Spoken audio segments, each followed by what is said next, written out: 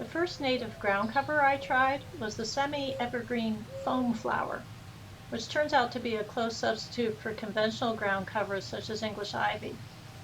Every year it overgrows the sidewalk, so I can trim off a strip of it and transplant it somewhere else. Around the same time I put in some green and gold, which really shows well with its lighter green and its bright flowers that bloom for such a nice long time.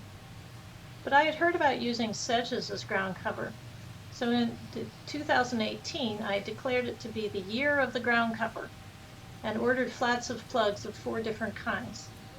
It was a really wet summer when there is no such thing as dry shade, so the Carex pensylvanica in the shade died out immediately, though some we planted at meeting in full sun did great. 2 years on is still early to judge the other 3 sedges. I had predicted I would like Carex amphibola the best, and it is kind of nice, but I think the Carex platyphylla with its wide leaves is going to work better. The Carex appalachia just looks like grass, and next to the grass of the lawn looks fairly pointless so far, though again as it matures I might change my mind. That same year I also added woodland phlox, which makes a great evergreen ground cover that spreads nicely.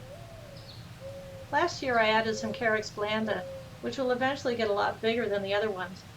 And this spring I put in some sedum ternatum around one tree and some Carex radiata around another. I used an auger made for this purpose to dig the holes and garden staples to keep the squirrels from digging them right up again. If you want a green wall, Virginia creeper is just the thing. It's free and looks great, though I do have to cut it back where it grows up between the boards of the deck.